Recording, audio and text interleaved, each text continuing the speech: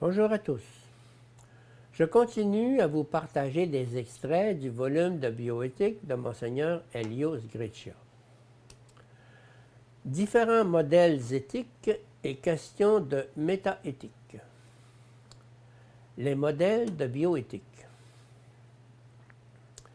Si la demande d'une éthique relative aux sciences de la vie est pratiquement universelle, la formulation des modèles éthiques de référence et les théories sur le fondement du jugement éthique sont par contre diversifiées au point où certains penseurs, tels que U. Scarpelli, affirment qu'en bioéthique, on ne devrait établir que des règles formelles fondées sur le principe de tolérance de toute éthique. On pourrait même proposer de plus un principe d'absence de préjudice important. Il existe une pluralité, ou plutôt un pluralisme de critères difficilement conciliables entre eux. Le modèle principaliste, basé sur l'application des principes de bienfaisance, de non-nuisance et de justice, a longtemps prévalu. Toutefois, au cours des dernières années, cette approche a été l'objet de fortes critiques provenant de tous côtés.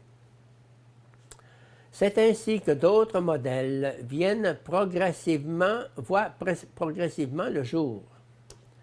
L'éthique des vertus, l'éthique casistique, l'éthique narrative, la bioéthique interprétative ou herméneutique, et enfin, l'éthique des bons soins et la bioéthique féministe.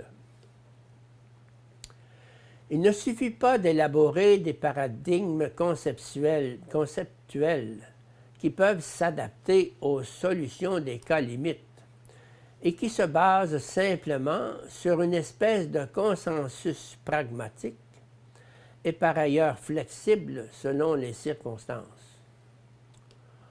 On devra plutôt viser une véritable justification et par conséquent la démonstration de la raison ultime pour laquelle un acte moral déterminé est considéré juste ou injuste. On entend ici par le terme métaéthique justement ce type de justification des fondements et l'on fait référence à la justification rationnelle des valeurs, des principes et des normes dans le domaine de la bioéthique. C'est sur la métaéthique que se construit la métabioéthique. Pardon. On ne peut pas non plus accepter la proposition d'indifférence pour tout système de référence sous le prétexte de la tolérance. Quand il s'agit en fait de problèmes de survie de l'espèce humaine ou de sauvegarde de l'écosystème pour les générations futures, on ne peut pas de façon responsable éviter le devoir moral propre aux spécialistes des problèmes éthiques d'observer des orientations valables et fondées rationnellement.